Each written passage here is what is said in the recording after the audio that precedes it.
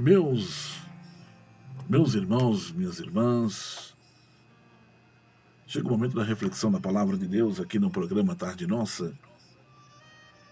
E nesta tarde eu quero me apegar num texto que se encontra em Efésios, no capítulo de número 2. Vamos meditar um pouco na palavra de Deus aqui em Efésios capítulo 2.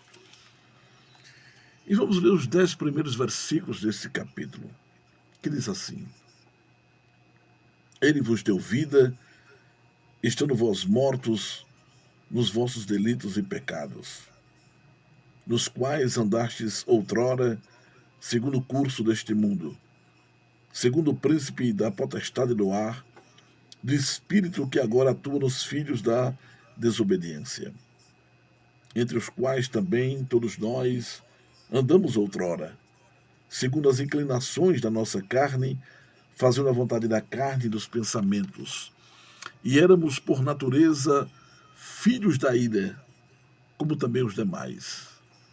Mas Deus, sendo rico em misericórdia, e por causa do grande amor com que nos amou, e estando nós mortos em nossos delitos, nos deu vida, juntamente com Cristo, e pela graça sois salvos.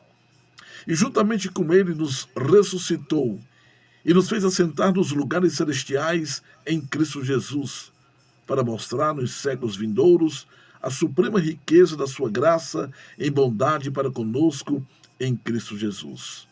Porque pela graça sois salvos, mediante a fé, e isto não vem de vós, é um dom de Deus, não de obras, para que ninguém se glorie, pois somos feitura dele, criados em Cristo Jesus para as boas obras, as quais Deus de antemão preparou para que andássemos nelas.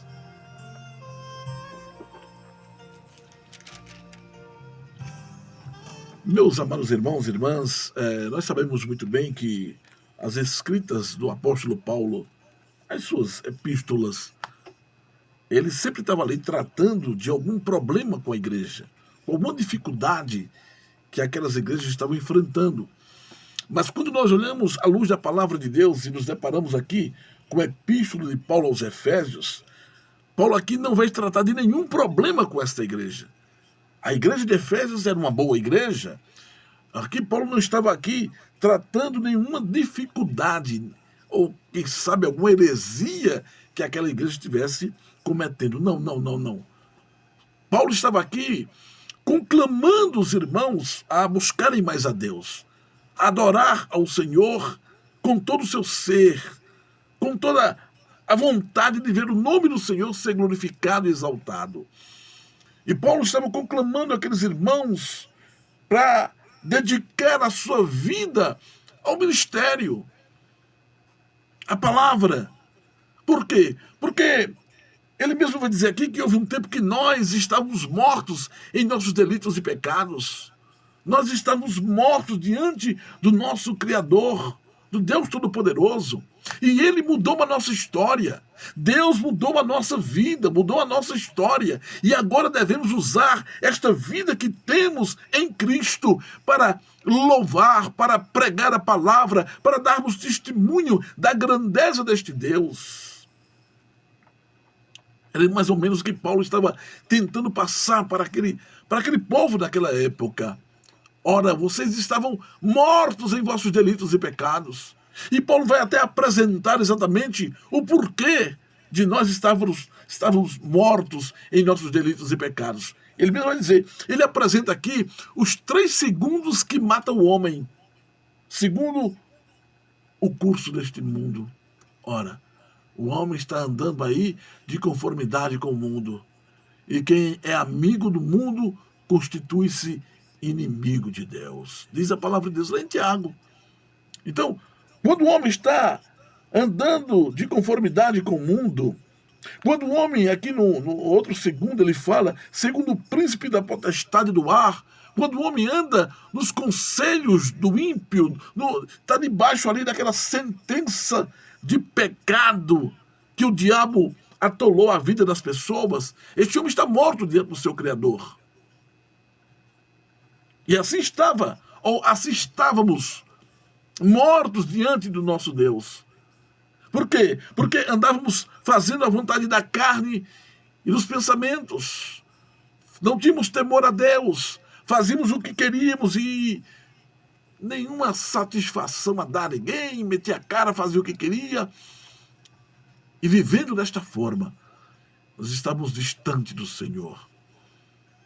Então, interessante que Paulo vai dizer que o ser humano ele está morto em seus delitos e pecados. Ele apresenta os 3 segundos que destrói o homem.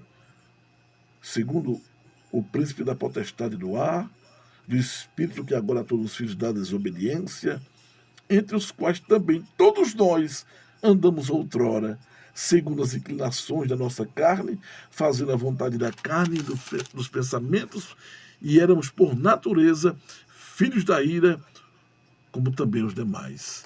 Interessante que Paulo ele diz que nós estávamos mortos em nossos delitos e pecados e vai apresentar aqui por que estávamos mortos. Aí ele vai dizer, porque vocês andavam segundo o curso deste mundo, vocês andavam de conformidade com aquilo que o diabo estabelecia para destruir o homem, você era escravo do diabo, destruído pelo diabo, e vocês viviam fazendo a vontade da carne e dos pensamentos.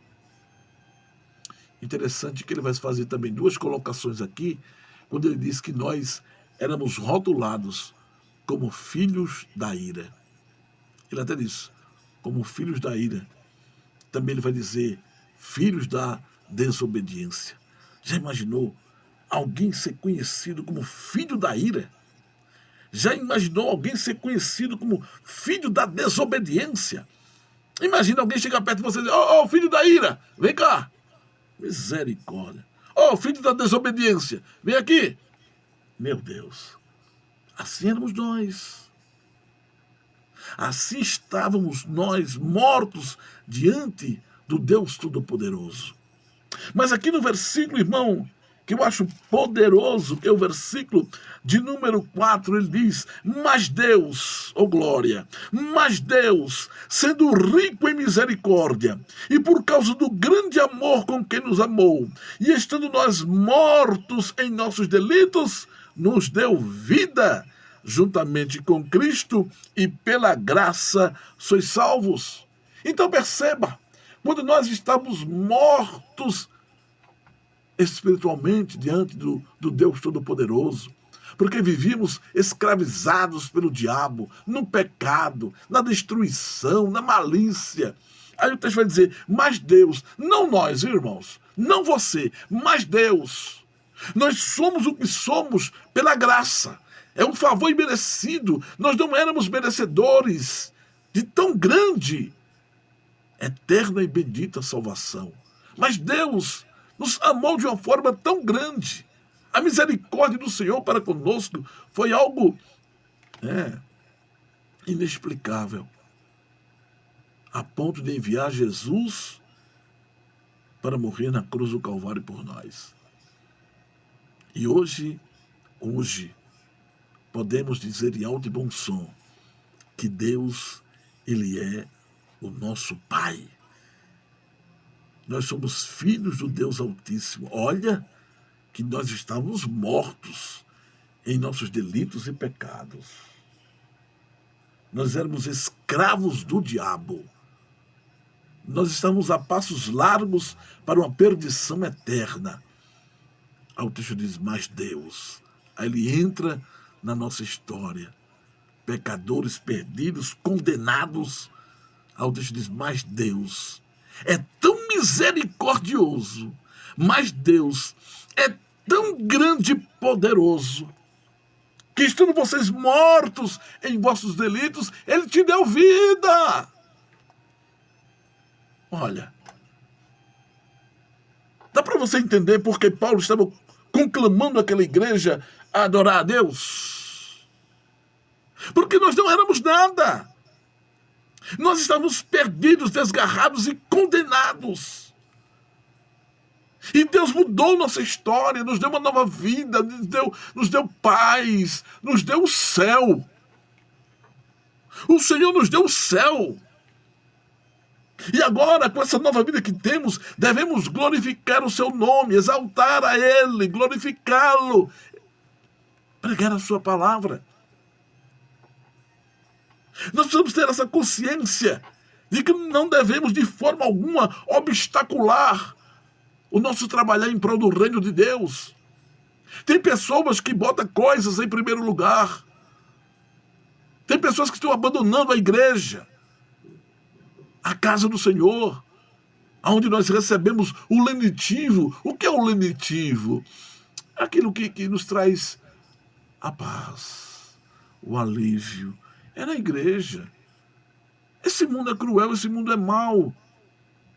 Imagina, só dificuldade, só luta, você corre de um lado, corre de outro, trabalha, fica aí todo enfadado, cansado, dificuldade aqui, dificuldade ali. Meu Deus!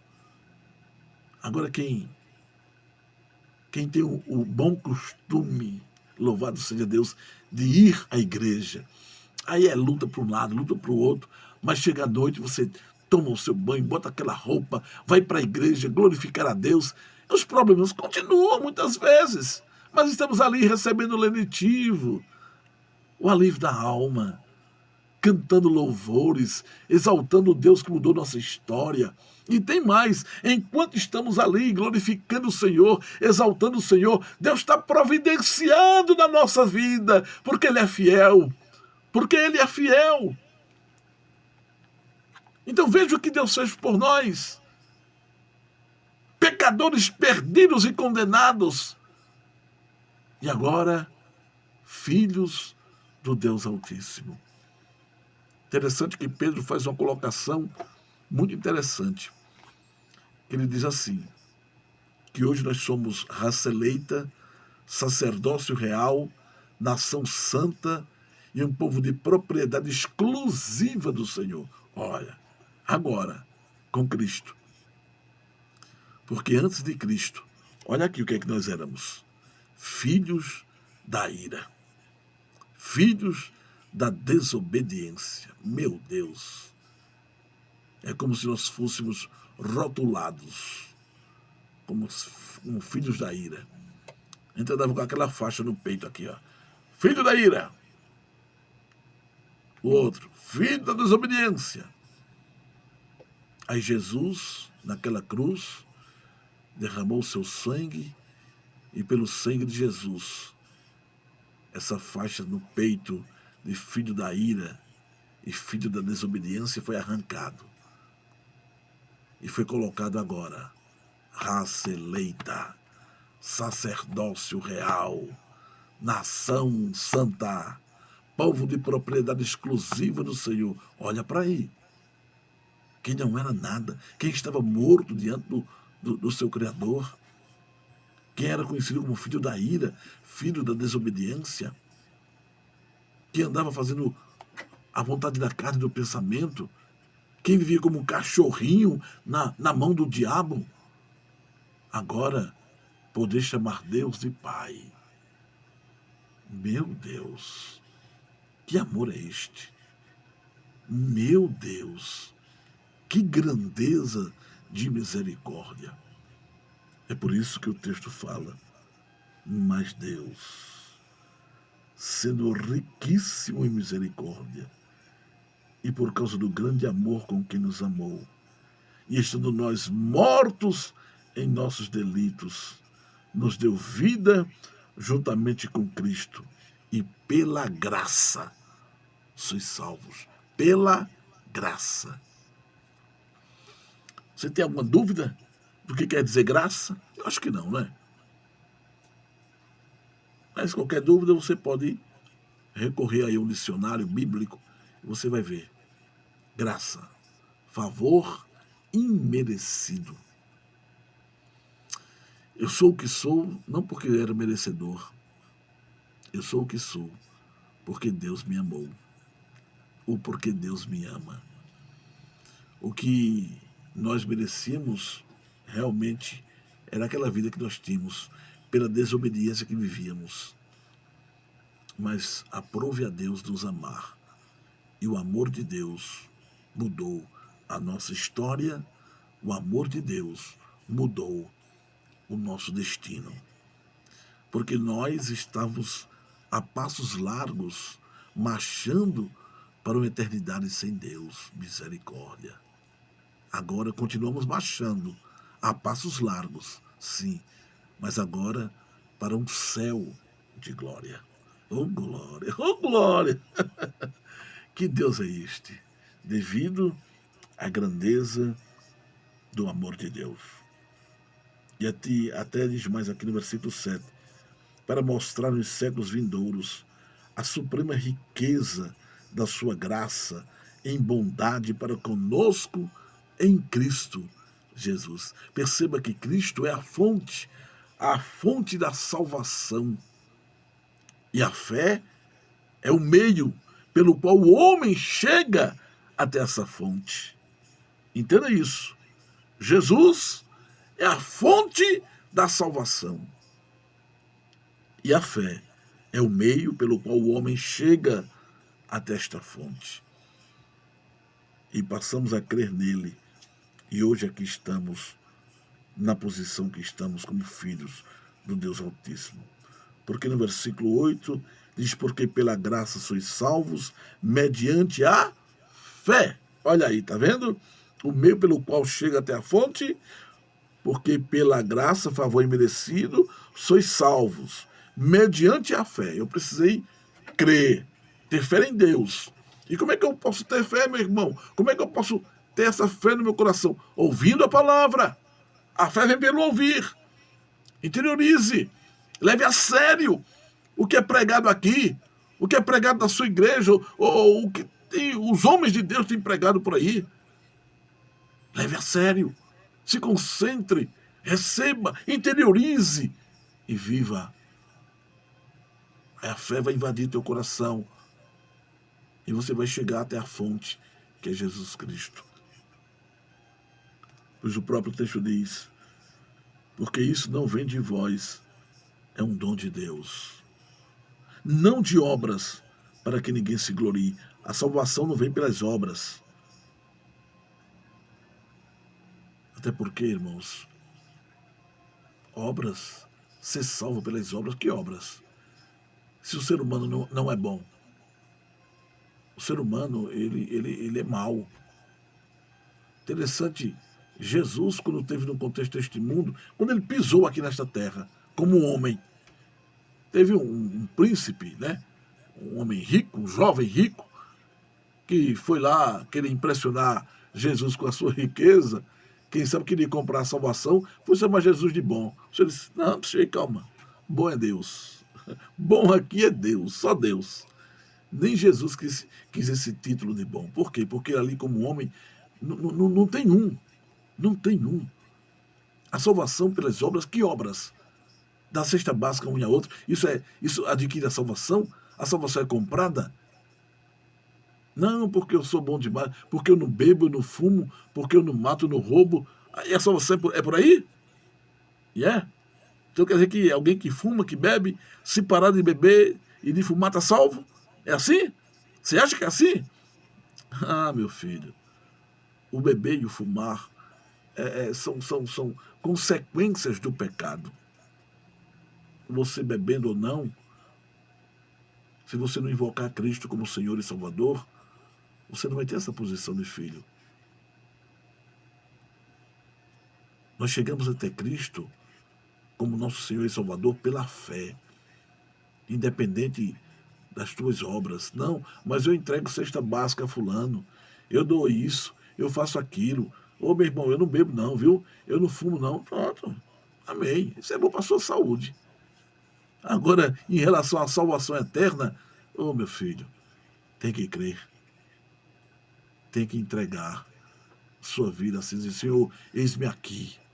Eu reconheço que eu sou fraco, perdido, pecador. Eis-me aqui, Senhor. A salvação é pela graça. É um favor imerecido. Então, quem vive de passado é museu, como diz aí. Não se importe com o que você já fez. Veja o que é que você pode fazer daqui para frente. Deixa o passado para lá. O próprio Senhor, quando nós invocamos a Ele apaga. o nosso passado. Nós vamos ter uma vida agora pela frente. Aqui no contexto deste mundo, vida de paz. E na morte ou no arrebatamento, vida eterna. Daqui para frente é só glorificação ao nosso Deus. Agora é pela fé. Não venha, não pense, não deixe que o inimigo venha cirandar na sua vida, porque tem pessoas que dizem, não, esse negócio de pastor, esse negócio de igreja, esse negócio de salvação, nada. Eu vivo minha vidinha, eu não faço isso, eu não faço aquilo, eu não faço mal, não mato ninguém, não sei o quê. Então quer dizer que o céu é para esse tipo de gente. E assim, a Bíblia diz que não. A Bíblia diz que o ser humano recebeu uma herança, a herança adâmica. E essa sementinha do pecado está na raça humana. Por isso que Paulo vai dizer, lá em Romanos capítulo 3, todos pecaram, todos, e destituídos estão da glória de Deus. E agora? E agora? E agora que você passe a crer, ter fé em Deus, confiar em Jesus, invocá-lo como Senhor e Salvador da sua vida, e aí você vai estar apto para entrar no céu de glória. Porque de outra forma, bilhões não vai te adiantar. Sabedoria humana, você pode ter doutorado, você pode ter o que for. O céu não está preparado para aqueles que têm PhD, que têm doutorado, que têm não sei o que. Não, não, não, não, não. O céu está preparado para aqueles que se renderam a Jesus Cristo e reconheceram que Cristo é Senhor, que Cristo é Salvador. Portanto, veja que transformação de vida. O texto começa dizendo que nós estávamos mortos em nossos delitos e pecados, mas hoje nós temos o céu de glória nos aguardando. Mas por quê? Porque passamos a ter fé em Jesus Cristo. Invocamos a Ele como o Senhor da nossa vida. E hoje podemos chamar Deus de Pai, por esta graça, este favor imerecido.